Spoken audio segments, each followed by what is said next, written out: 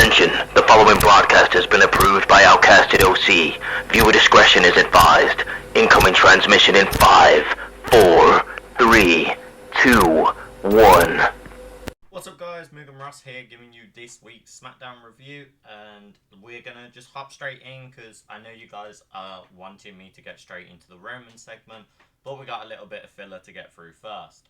So we opened Smackdown with Cody Rhodes. He does a promo about not looking at the past and what is next. This title is the North Star. It's the undisputed WWE Championship, and he's been thinking about who he would like to defend it against next.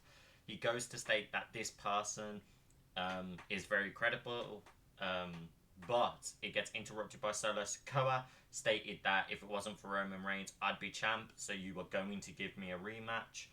And then Cody's like, oh, I didn't want to talk about the past. I didn't want to talk about SummerSlam, but sure, let's go.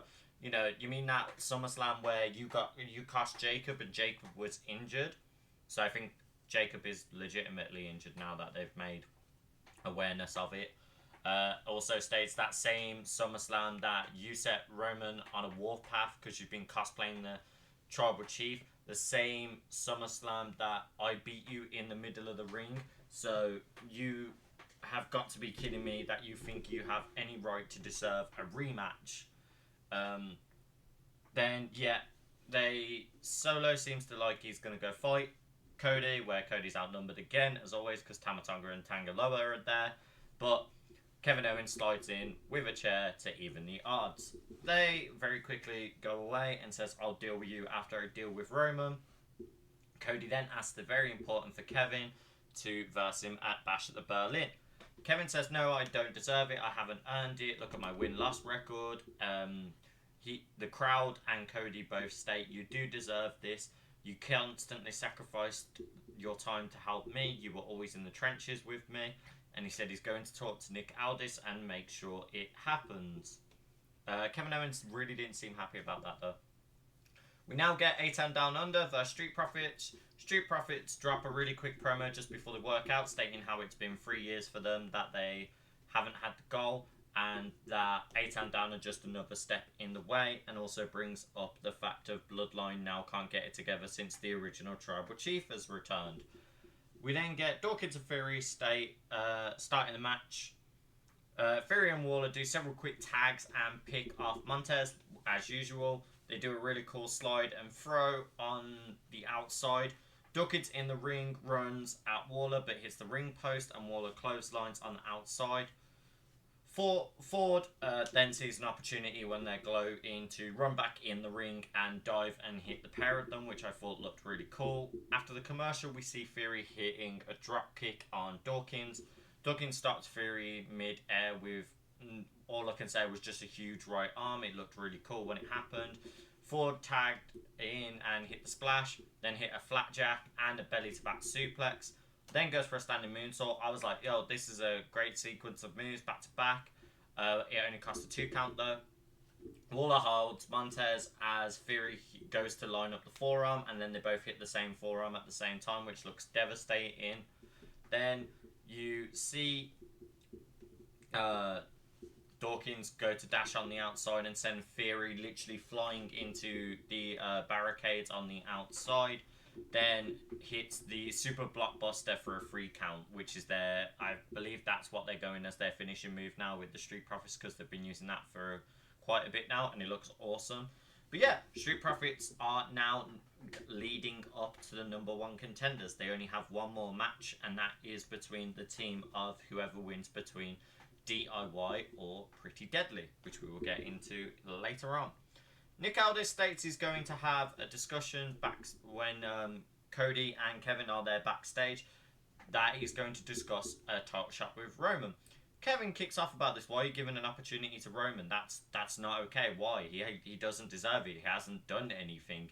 And Nick was like, well, he had been champion for like 4 years. And Kevin Owens was like, well, rematch clause doesn't exist. When I lost my Universal title, I never got a rematch clause. If you want someone who's actually worthy, open that locker room, open that door, and you'll find someone who's worthy. Nick Aldis very quickly responds with, I don't need to open the door. Someone's already there. And points at Kevin Owens. So they make Kevin Owens and Cody Rhodes official. And I'm very happy with that. I like that. I feel Roman's return doesn't need to be involved straight in Cody's situation. He actually helped Cody more than anything. I think the direction for Roman is to sort out this family matter before any title shots come back in. We get Tiffany backstage interaction with Pretty Deadly about if they win their match and get the tag belts, that Tiff could also help organise their celebration, which was quite interesting. And then they were like, oh no, even better, we should cast you for Pretty Deadly, the musical. We need a Sabrina Carpenter with the One Direction joy, and ask if they could do that. Tiff was like very and and then just was like, I have to go, I'm busy. Chelsea Green cuts her off and was just like, if Nia's celebration is anything like this god awful outfit you're in, leave it to the classy one. Tiff states to Chelsea Green, don't you have a ladder to fall off from? Chelsea then responds with, Nia doesn't even like pink, and if you was really her friend, you would know this. And we can tell that you're not. You're just here for that moment so you can butter her up and then cash in. And then Piper chimes in, was like, yeah, Fibony instead of Tiffany. And I thought that was hilarious. But yeah, we had that kind of little interaction back and forth. It was very weird because they teased Nia's celebration was going to be next, to then they've now moved it to next week. So maybe Tiffany couldn't get enough planning and organising, or balloons done, or, you know, just subject to TV time, they changed it and moved it to next week. But yeah, we then get Jade Cargill versus Alba Fire. This match was pretty cool. Alba Fire goes for her like legs with kicks quite early on. But loses the grapple off between them. Alba goes for a sunset flip, but Jade literally stopped it. Tornado DDT was also landed by Alba, but it only got a 2 count. Jade muscled over Alba Fire a lot in this match, and then got the chance to hit the Jaded for a 3, which was a very quick squash match for Alba, and I didn't like that, but it made sense because Blair Davenport comes in, dives in, jumps Jade with Isla Dawn, and then they're all fighting. Numbers seem down. Naomi runs down to help Bianca and Jade. Jade flattens Alba with her massive boot, and Naomi runs and hits the clothesline to push Blair Davenport out. So it seems like they're teasing the potential trio of Blair Davenport and Unholy Union versus what they refer to as the Big Three, as their team of Jade, Bianca and Naomi, which I think would be really cool. LA Knight has a new theme by a band called Letdown. It's basically just a more drummy and rock and heavier version of his current theme, and I really like it. The jacket he was currently wearing gave me very Star-Lord vibes. If your Marvel fans are out here, it had that kind of energy, and I like to see it. And just, yeah, it was a very interesting promo. Him very much talking about how he's just happy that ages ago he stated that one day you're going to end up calling me champ, and the time has now arrived. Fresh US champ. Why? Because he made it that way. He stated that anyone that rocks up, he's going to hit and quit. No one's going to take the belt from him. Santos comes out to interrupt as he does his LA Knight, yeah. And then he mimics the whole gimmick of LA Knight to get under his skin. But LA Knight just rebutted, being like, sorry, I couldn't hear anything you said because, you know, Tulsa was saying that you sucked. And before you even get a chance at me, you need to qualify. So either if it's you or the person that's going to be coming out, I don't care. They're all going to get smacked on the head because everyone's game is LA Knight's game. And I really liked that. We had a very interesting Giovanni Vinci package, so I believe he is back from his injuries, and they're now looking at booking him again on Smackdown, so we'll have to see where the storyline goes. I hope it's just not another quickly swept aside mid-card guy. I'd love to see what opportunities he goes for, who he could align himself with since leaving, obviously, Imperium. I don't think it's a great decision. I really feel like he was worth being in Imperium, but I understand why they're trying to do this, and we'll have to see where the storyline goes. We get Andrade vs Santos. All I need to say is that it was a very fast-paced lucha match with a lot of people getting involved. Las Fantasma got involved with, actually, Angel Umberto causing distractions for Andrade. Baron Corbin and Apollo Crews come out to attack Las Fantasma because they've still got their beef going on. And then towards the end of the match, Andrade gets distracted by Carmelo Hayes, and Santos gets saved, which cost Andrade. There are a lot of great moments in this match, though. We had some really awesome superplex happened to start, to then Andrade countered it into a very powerful power bomb from the top rope. Andrade hit his spinning elbow, which I always think looks sick. We had Santos do a really cool backbreaker straight into an armbar variation. The dragon screw that he did, dragon corkscrew that Andrade did on Santos, it sold incredibly. The Poison Rana that was done as well was huge. But yeah, Andrade lost, so Santos Escobar gets the number one contenders opportunity, and obviously Carmelo Hayes screwed Andrade out of it. So I think like that feud is going to continue, potentially leaning into a Bash in Berlin match, which would be cool to see another one go again. We get DIY versus Pretty Deadly.